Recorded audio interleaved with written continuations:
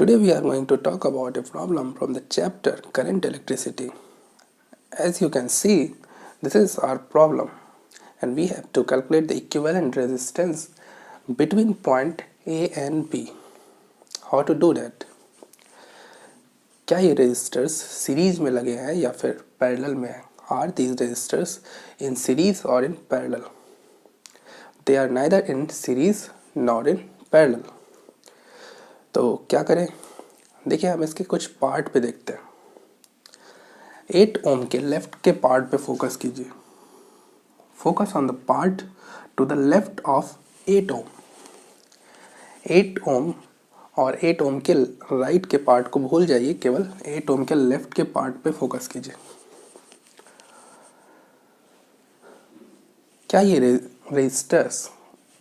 Resistors का combination जो है यहाँ पर, ये 3 ओम 6 ओम 12 ओम 6 ओम और 7 ओम, क्या ये आपको व्हीटस्टोन ब्रिज लग रहा है? देखिए 3 ohm into 12 equals to 6 into 6 and that's why it is a Wheatstone bridge.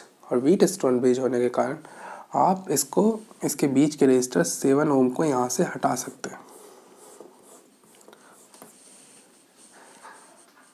अब रेजिस्टर्स आपको सीरीज या पैरेलल में पता चल रहा है क्या? तो देखिए ये दोनों सीरीज में है, ये दोनों भी सीरीज में है. इन दोनों का इक्विवेलेंट क्या है? 9 ओम.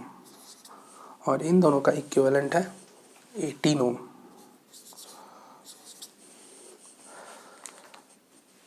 देखिए अगेन अगर आप गौर से देखेंगे तो ये एक आपको एक व्हीटस्टोन ब्रिज ही मिल गया है. देखिए ये 9 ओम 9 इंटू 18 इक्वल्स टू 9 इंटू 18. तो अगेन आपको एक व्हीटस्टोन ब्रिज मिल गया और इसी वजह से आप इस 8 ओम को यहाँ से हटा सकते हैं.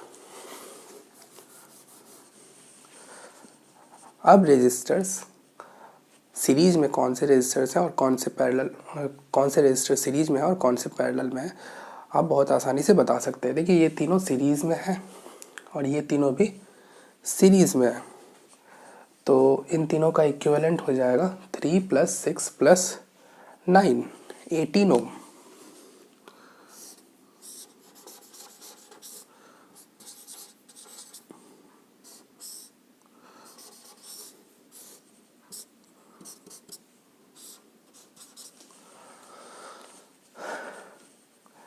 और इनका सीरीज 6 + 12 + 18 दिस विल बी 36 ओम.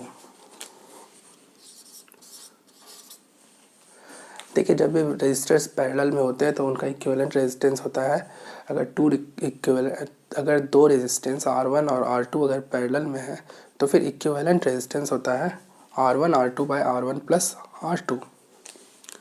तो यहाँ पर इक्विवेलेंट रेजिस्टेंस हो जाएगा 18 into 36 upon 18 + 36. This will be equal to 18 into 36 upon 54. 18 3s are 3 into 12. So you get 12 ohm. Our equivalent here will be 12 ohm between A and B.